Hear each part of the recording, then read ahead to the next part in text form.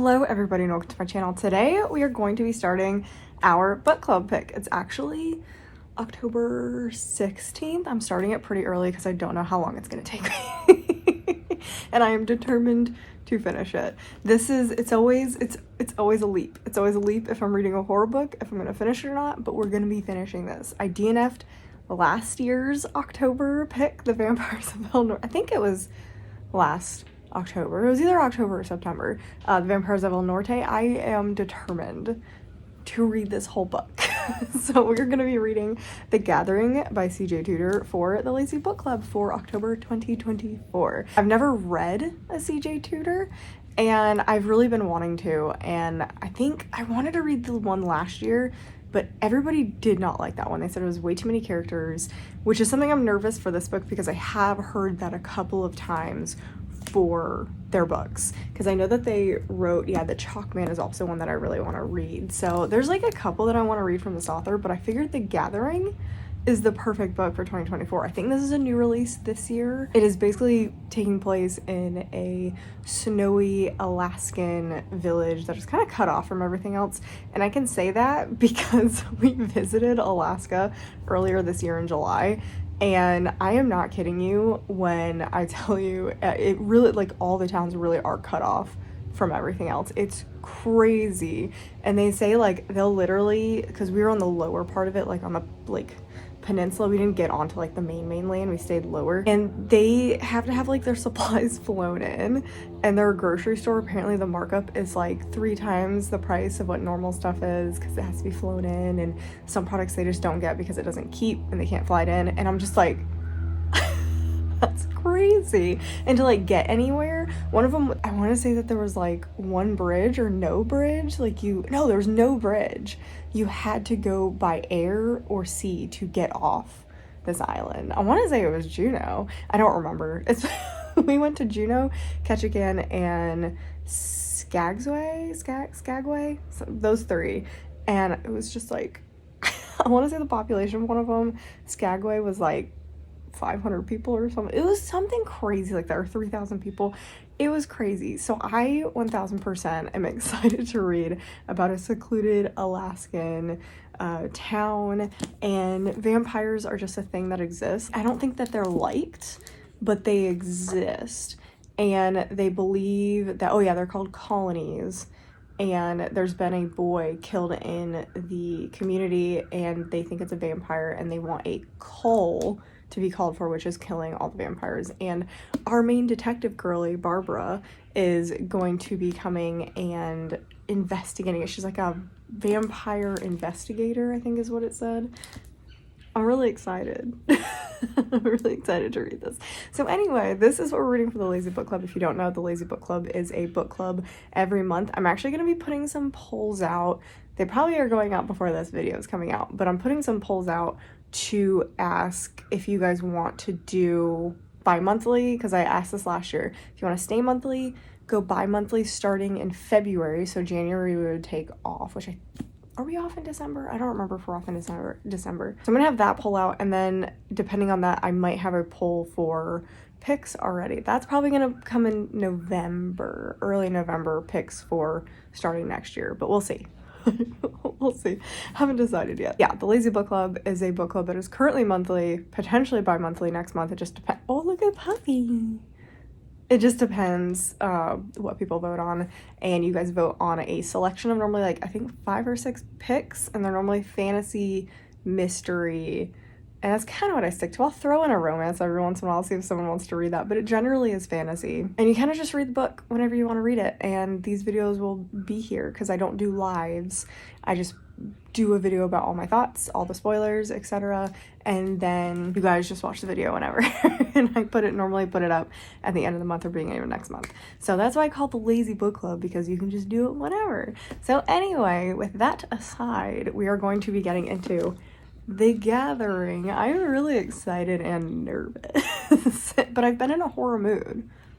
Horror books have been going really well for me, so I'm thinking this could be good. Anyway, at this point forward, it is full spoilers. Full spoilers, full spoilers, full spoilers. There's not going to be a thing because the point of this video is full spoilers, so there won't be like a little thing saying spoilers. Full spoilers from this point on. do not proceed if you do not want spoilers for The Gathering. So let's get into reading October's pick. Okay, as usual, I like to start the vlog off by reading a little bit of the beginning and then kind of talking about it. So I read the first 4 chapters. I am doing a mix of reading physically and listening to the audiobook, because the audiobook's pretty good. And I'm really enjoying it so far. That's fantastic. I'm so excited that I'm enjoying it so far. And I love the detective vibes. I really like detective books, so I'm pretty excited to get into this one more. And it is seeming more thrillery as of currently. And I think that is mostly because you have like, it is following a mystery, but it's got that like more detective vibe to it. So detective vibe to me starts going to thriller more than mystery, just because there's higher stakes for the detective. So I'm enjoying that aspect of it. I love that it's taking place in a secluded Alaskan town. I think that is so cool.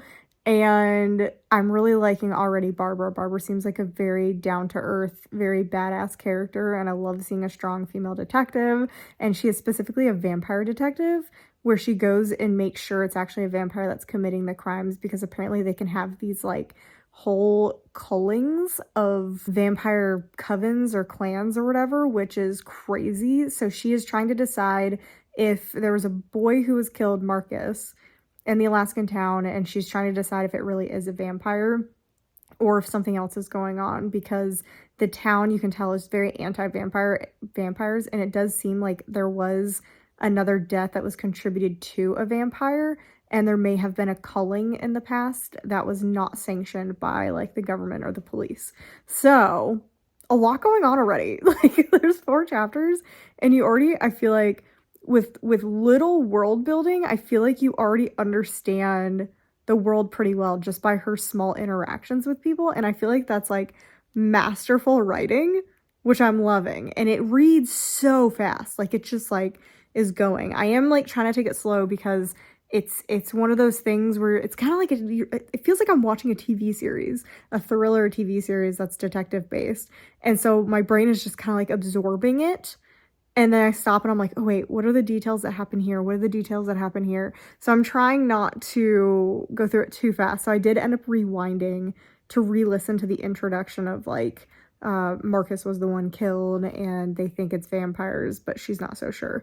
So that's kind of the initial thoughts. Is I am actually really enjoying it already, and it's rare for me to like immediately off the bat be like, oh my gosh, this is really, really good, but I feel it. I feel the vibes.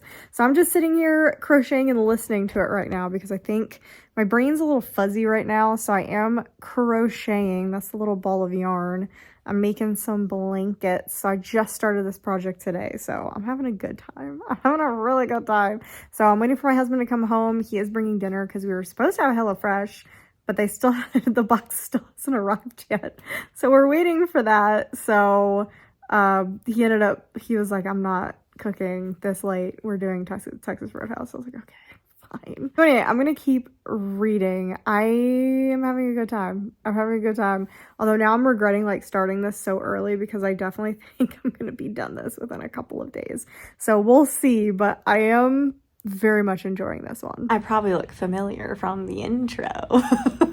I always try and read a little bit before I do the intro, just to like get a better grasp of what the book is, because I used to film the intro actually at the end, but I think it was a little too hard for me to like hide how I was feeling about the book.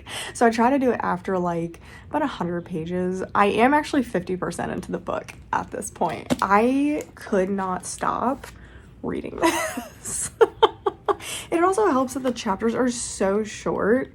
So we've got a lot to cover. Because I didn't even realize how far I had gotten into the book. And I don't know where to start with this. So I'm in the middle of chapter 37. So about page 204. About page 204. So I'm trying to think of what we talked about last, but I think I just gave like the basics. There's been a boy murdered. Oh, they just found out. Okay, that's where we're starting. Okay, so Barbara is awesome. We love Barbara. We used like the tiniest hint because she was like, it's cold outside. Why does this boy not have his jacket on? And so she went back through the video footage of the vampire killing Marcus, and she saw that there's a jacket hanging up, and she's like, why would he hang his jacket up to that, like, while you're getting killed? That makes no sense. And I was like, oh, that's a really good point. So she figures out that it's staged, and the other boy who was hanging out with Marcus is like, yeah, it was staged, but he probably still was killed by a vampire, which it does seem like he was still killed by a vampire. And the working theory from Barbara right now is there's potentially a vampire serial killer who's like compelled to kill, like kind of like a human serial killer. I feel like the humans in this book forget what regular humans are capable of. Like, I do kind of hope that it's a human killer at the end, just because the humans are pissing me off. But that's something we're going to talk about in a second. The definite what this author, I feel like, is trying to say with this book, and it's very interesting, and I feel like I have a lot to say about it because I've been to an area that thinks very similarly to this if you change vampire to other things. So as I say, let's stick to the plot, and then we'll talk about the plot. But we also are introduced, there's too many characters. I will say that. I'm really enjoying this actually so far, but there's too many characters. But I will say, if you like All the Sinners Bleed by S.A. Cosby, you'll probably really like this because it reads very similarly. It's just this kind of, it's not a horror. Like, I don't think it's horror. It definitely is like a thriller with vampires in it. Just because something has vampires doesn't mean it's fantasy or horror. I do think it is close. It is borderline horror with some of the gore that is included in this, but there is gore sometimes in thrillers. So for me, this is like a detective thriller, not a detective horror currently. That could change significantly, but I think what takes the horror away from this is, like I was saying, there's too many characters that are introduced, and that's because we're also introduced to the vampire side of things, and I feel like that removes the horror. I feel like if we weren't in the perspective of the vampires sometimes and seeing what they're going through and their plight, that it would be a horror, because then you're like being stalked by vampires and you don't have as much sympathy for them. Somewhat, like, you didn't necessarily need it for the sympathy, but you would still feel it's like this unknown entity potentially stalking the town, so they didn't have this like unknown thing kind of going on. But I don't feel that, because you're getting to know the vampires and what they've done and what they've been through. Oh, there's a deer running through the, oh my gosh, 1, 2, 3, 4, 5. 1, 2, 3, 4. Oh, there's 3 babies. Looks like 2 mommies and 3 babies. We see so many deer here. Like, so many deer here. That's why we have to treat for ticks, because we originally did not treat for ticks because I didn't want to kill anything else. Like, I didn't want to kill, well, I wanted to kill the spiders. There's a lot of spiders. But I didn't want to kill any of the insects in this area. But the ticks got so bad, like so bad, that we had to. I was really sad that we had to treat, but we're only treating every like 3 months, so hopefully it mostly targets the ticks. I can still see them over there. They're so pretty. Oh, are they crossing? Okay, they're crossing to across the street. I was gonna show you if they were, I'm gonna be quiet because I think they heard me. They have amazing hearing. They're in our backyard a lot. Oh, the little babies. And I like that they're down here because I live in a cul-de-sac, so there's rarely any cars down here. Oh, they're so cute. Yeah, there they go. And they're gone. If they had crossed over here, I would have turned around to show you guys, but they crossed across the street into there's a big wooded section across the street. It was undeveloped because the land was too small after they put like this ordinance in. The people of the county that I live in, it's a rural status county, but a bunch of developers tried to come in and put in a bunch of houses, and then the community came together and was like, nope, each parcel of land has to be 2 acres if you want to build. And we were like, oh. So there shouldn't be anyone building across the street, and there shouldn't be anything built behind us either, because it's all farmland. So it's pretty great. It's pretty great. It feels like I live in the woods. So anyway, what was I saying? I don't remember what I was saying. We were talking about the vampires, but because you know the vampires, it just doesn't feel like a horror. It takes away that unknown aspect. Although there is like, we are introduced to this character that is locked away. This seems like a little girl potentially, but we don't know because sometimes the little girls are actually like centuries old. Like our main vampire character is a century-year-old little blonde girl, which is terrifying. This girl keeps saying like she's locked down somewhere. She's captured. And I think I know who it is too. I think it's pretty obvious. I wish I had given my guess before I read it because I was probably going to guess this, but I can't say for sure. But I had my suspicions. So yeah, this little girl keeps saying like, he's coming. So we don't know what that means. But I think that's supposed to be adding some sort of like suspense, but I just, So it just doesn't feel like a horror. But anyway, so we met that little character and we're meeting like random people in town. So we know like Beau, I don't know who he's related to. He's related to somebody. One of the kids. He's the grandfather of one of the kids. But he used to be a vampire hunter and he has 2 heads on his walls. He was clearly involved with the Cole from 30 years ago. And then you have Tucker. I'm glad we introduced to Tucker because he is now one of the detectives, so he's there all the time. So he's in my head. Like, he's like, I know who he is. I feel like Beau's point of view is not necessary, but we're seeing Beau get kind of terrorized by the vampires, and the vampires take one of the heads back. And then we have, we were introduced to like the doctor character who just showed up dead. And it turns out the doctor was playing both sides and was providing blood to the vampires and was also taking vampire parts and selling them. And he also was the one that paid Marcus to fake the vampire video. We've proven that it's fake. And so now we're left with who actually killed Marcus, because it seemed like it wasn't supposed to be that way. But then Barbara was like, maybe it was supposed to be that way, because Doc was, they found like a bunch of letters and the doctor was looking for an expensive house. And we're thinking, or Barbara's thinking, that the Doc purposely was trying to incite a culling so that he could take the vampire body parts and sell them on the black market. So that's that. Still don't know who killed Marcus. The whole town is calling for a cull. We also have met the Reverend, who is sketchy. Like, she is sketchy. She is clearly, like, she's in for her own interests. Like, she definitely is trying to keep the people from a cull, but she wants a cull at the same time. But she wants the government to sanction it. She doesn't want the people to do it on their own. But I feel like if it comes down to it, she will be like the one leading the charge to do the cull. So there's her, and she's just like, she thinks she runs the town, and it kills Barbara. Barbara's just like, I want to punch her in the throat. I really want to. Because Rita, the nice mayor, is just very like, they want you to believe she's a doormat. And I think they're also wanting to kind of potentially push Barbara and Rita together, because I think both times Barbara's history of relationships has been brought up when Rita's on the page. And we know that Barbara is into women and is single right now. Just had a breakup, I think. And we don't know anything about Rita, but it's been brought up both times that Rita's been on the page around her. So I think that the author's trying to kind of make you think that that's a thing, but something was off about Rita. When you're in this type of book, like a detective kind of book, and you have a really, really nice character, most of the time they're not as nice as they seem. And I'm thinking that this is the case, although it could be a red herring, because Barbara is at Rita's house having dinner and she opens a door and Rita flips out and says, "That's the cellar, that's not the bathroom. A lot of people make that mistake." And I'm like, are you holding a vampire down there?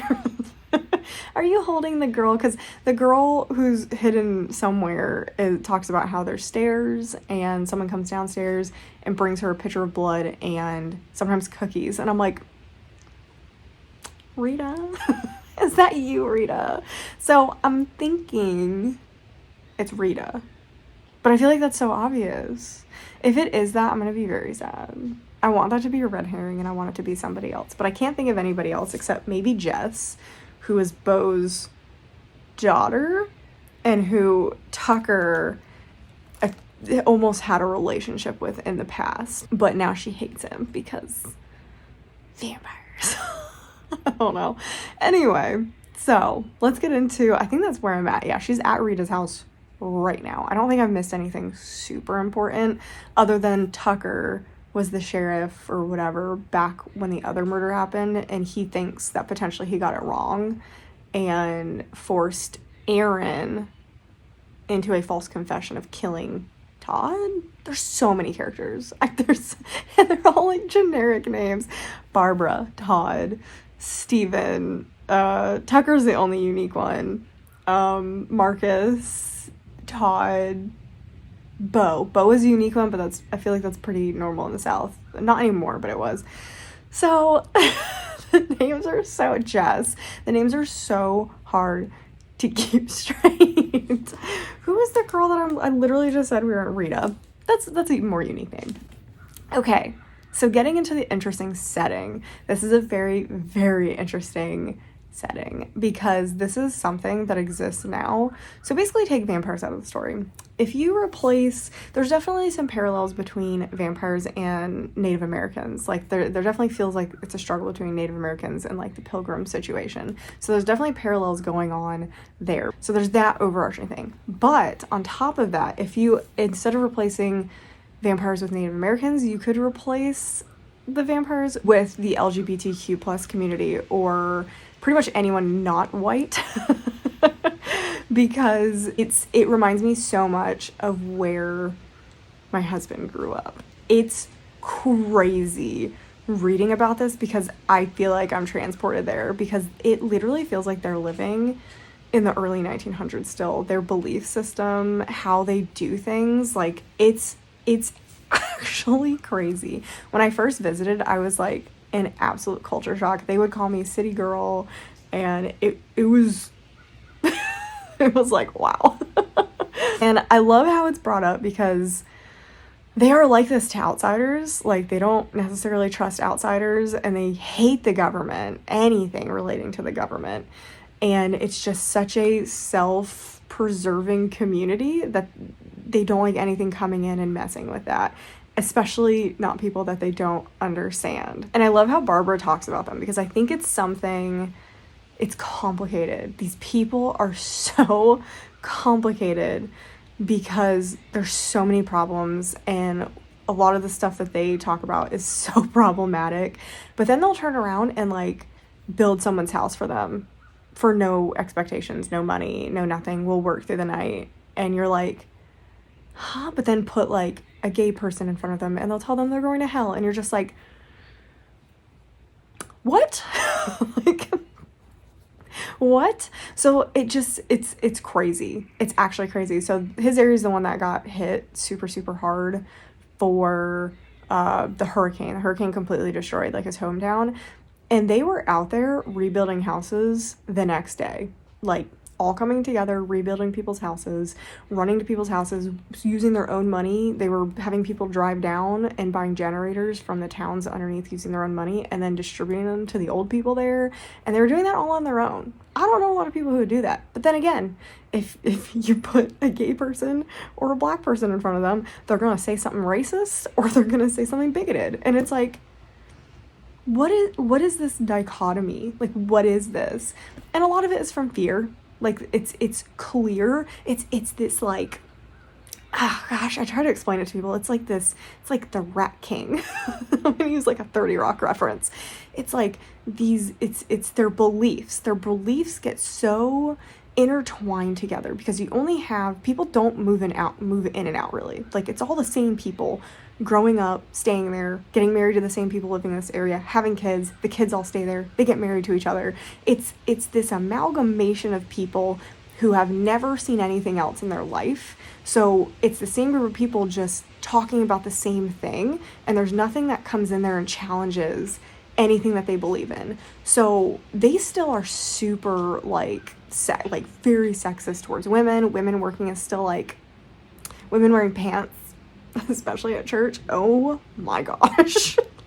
Because they were taught this stuff so early on, and like I said, nothing has come in to change anything.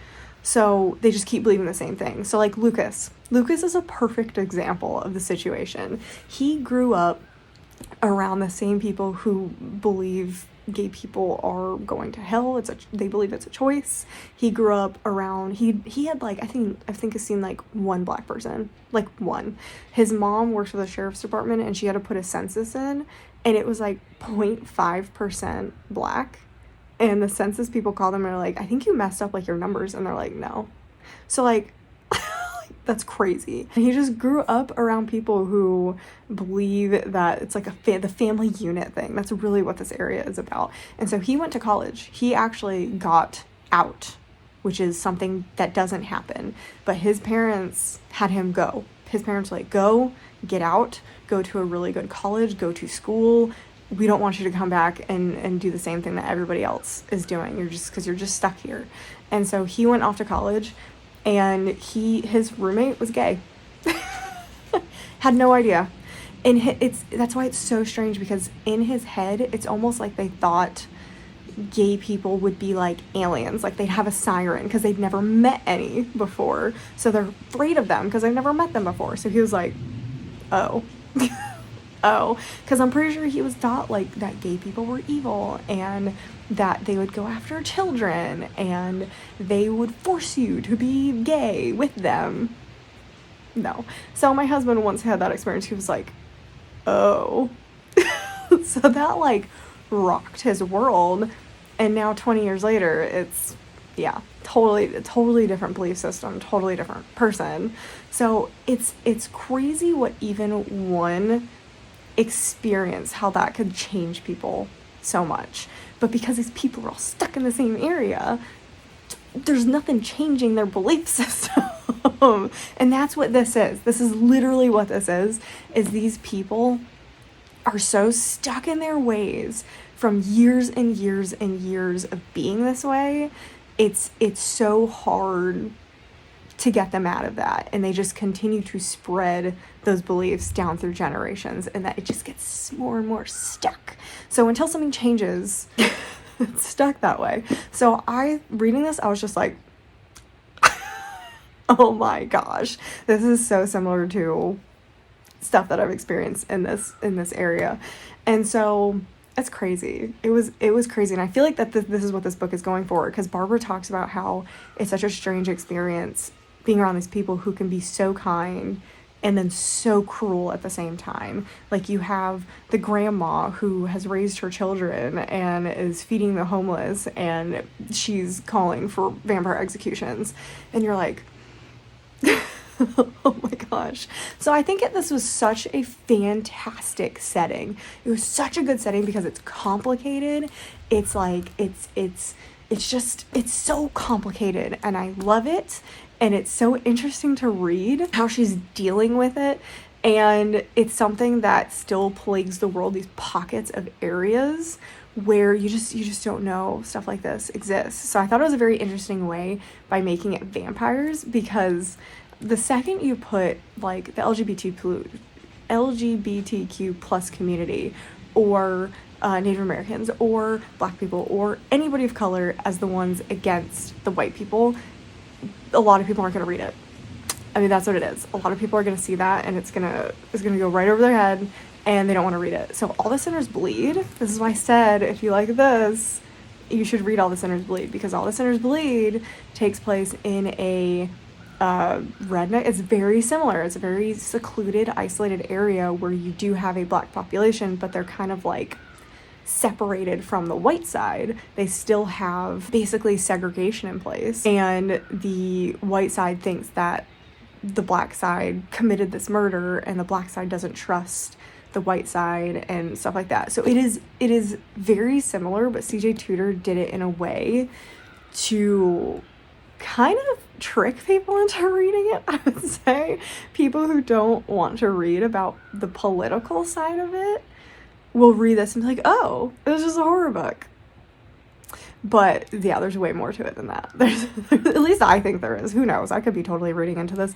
In the last 24 minutes were absolutely meaningless. But that's how I'm reading it. And I think that's very interesting, and I think it's a very smart way to kind of talk about things without talking about them. Sneaky author. So I think this is fun in a very dark and gruesome way. So I'm impressed. I'm just very impressed with the writing. I'm impressed with what's going on. I do think there's too many characters, but otherwise I am very much enjoying this book, and I would recommend the audiobook. I did have to go back a couple times though. You really have to engage with this audiobook because of all the characters. So anyway, I'm gonna go back to reading this. I don't see myself, I might update again, it depends. If Rita comes out as the person hiding people or something, I could come back. But I only have, I think I'm at like 60%. I thought it was 50, but I am farther than 50.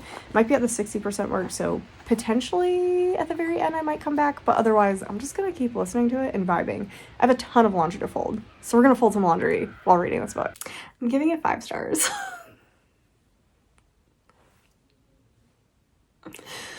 Arguably, is it a 5-star book? Probably not, but I don't care. I'm giving it 5 stars. Is this the first book club book that I'm giving 5 stars? I feel like no, The Making of June Farrow. I gave that 5 stars as well. This is joining the club. I loved this. I loved this. I loved this. I loved this. And it's because it got me. Like, everything, like, led up to this point, and I was like, didn't see that coming. Like, literally, both of the twists. Didn't see either one coming. One had me fully ignoring the character. Like, I thought it was like this whole, everything was a red herring that I was thinking was happening. It was so intentional. It was so intentional because when they got to the end and like, where do I start? Where do I start talking about this? I'm like so jazzed. I like just finished it, but it's like a low 5-star. I don't know if it'll be in like favorites of the year, but it's a 5-star. What did I last talk about? I feel like there was a space of information. When did I update you? I think it was at like the 60% mark, right? So Tucker becomes a detective and he's helping with the case. Oh yeah, we found out that he was changed, and I was like, so he got changed because he was trying to help save the boy that was killed, the vampire, from a culling, and he bow shot him, just like point blank bow shot him, and Ethelinda ended up turning him, so he's like half vampire, and I was like, didn't see that coming either. Didn't see that coming either. Not once did I see that coming. And then we have, oh gosh, there's so much that happened. I should have been like writing stuff down, but I was just so like in it. And I was totally wrong about all the things. It was a flashback, but it was the Reverend. That's the character I was ignoring the whole book because I thought it was just like one of those characters that's put in there to kind of like distract the reader and annoy the main character and kind of just make life harder. No, she was so important to the story, and I was like, oh my god. I did not see it being her in those flashbacks and that she's the one that ended up getting out and was a vampire, and that is crazy. And like I said, huge red herring with Rita because they talked about Rita's basement, and you know it was supposed to be a red herring because later Barbara brings it up and is like, you know, if I were to go in that basement, would I be seeing some illegal things? And Rita's like, no. And it turns out that Rita's been selling some of the illegal stuff that the doctor's been procuring to make money for her mom's medical treatments. And I was like, and I love Barbara was like, just make sure you move them quickly because I might start hearing voices. And I was like, I just loved it. I thought it was such a good red herring. I'm so happy with how that all turned out. So I was really glad that it ended up being the Reverend. That was this like very random character that ended up kind of wreaking havoc because the main storyline really didn't have that much to do with that side storyline. Like her murdering, I think she also killed the doctor. That wasn't explicitly stated. I think what the idea was is that Molin guy killed him, and then she definitely killed the Molin guy for blackmailing her. But I'm kind of thinking she killed both of them, right? I don't know. I feel like that wasn't 1000% set up. instated. The whole thing was like a separate thing, right? Because Jacob's the one who said that him and Marcus, oh shoot, there's so many characters. That is the only thing. I really was thinking about downgrading this because there's so many characters. So I was having a hard time keeping track of like who was alive and who was dead and stuff like that. But was it Steven or Jacob was the one who said that the doc paid them to make the video? I don't remember. But if Jacob's the one who said it, possibly that never actually happened. And the doctor definitely was trying to make a calling. So I do wish we had talked about that a little bit more at the end, about exactly like, I wish we would have been able to talk to Jacob more and walked through the whole doc thing and his part in it and how it actually kind of went down. I feel like we didn't really learn exactly how everything kind of went down. So that was like the one thing that I was like, how did this happen? But the fact that Jacob was really the old Nathan, and he was a baby vamp, like he was a kid who was turned, and it's like, and I love how that was foreshadowed. It was foreshadowed so well because they literally brought up the fact that it was illegal. It's not done anymore because they accumulate all this knowledge. It can drive them crazy and all that stuff. And I was like, he's a baby vamp.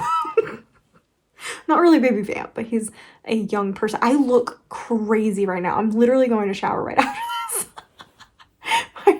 I've been reading with my hair fluffed out, so it's just like staying fluffed out.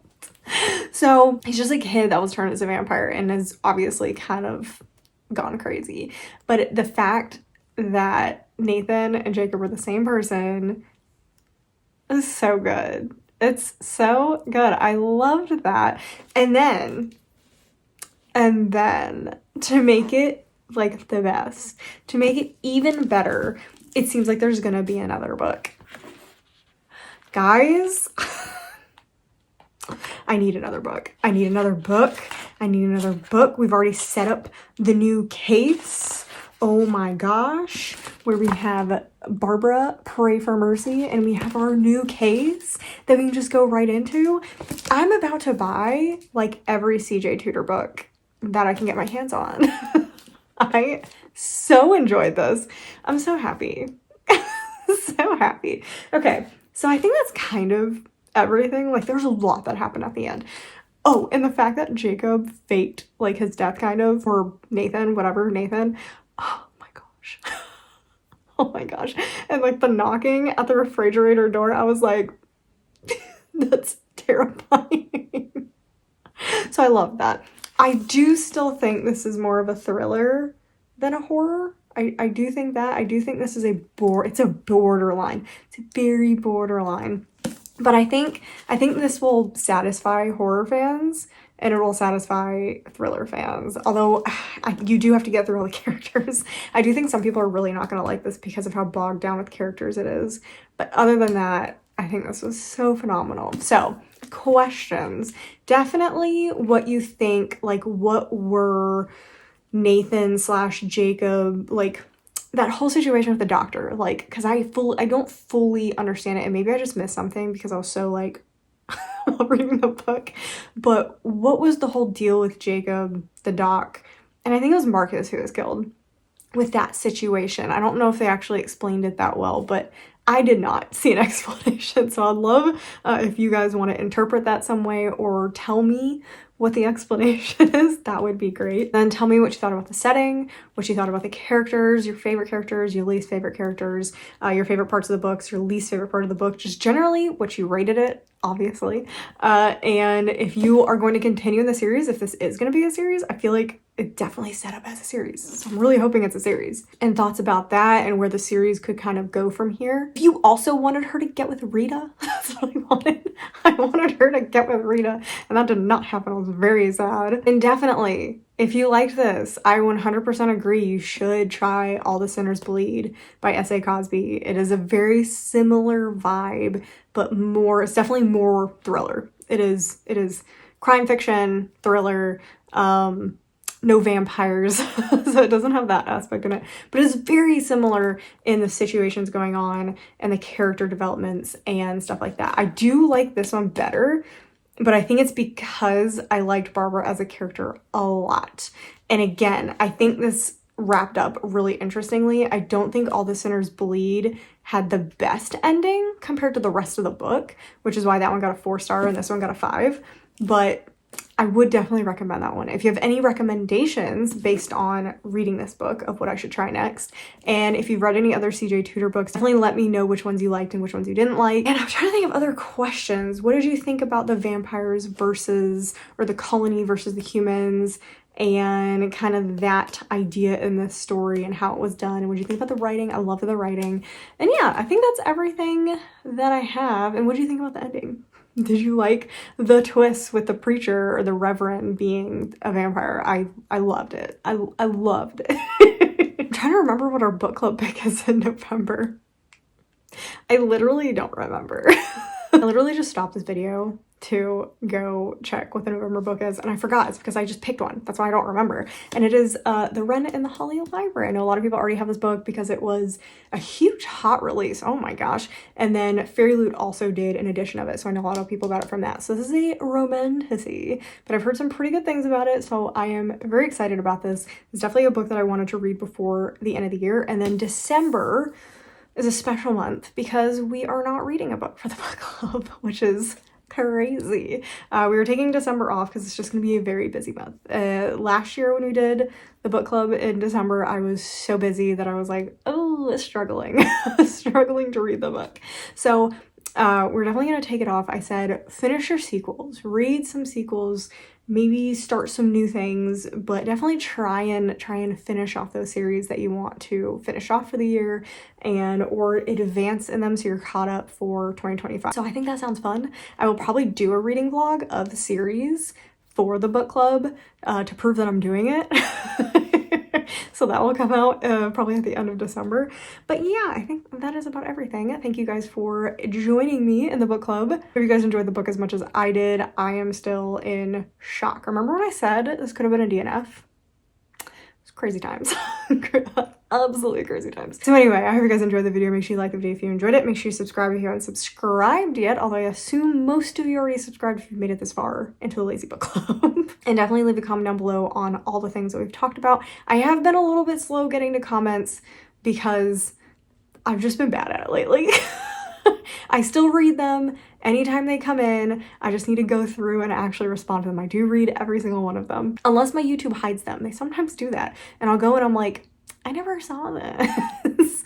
But I am gonna go and respond to stuff soon. So anyway, I hope you guys enjoyed the book. Hope you guys enjoyed the video, and I'll see you guys in the next one.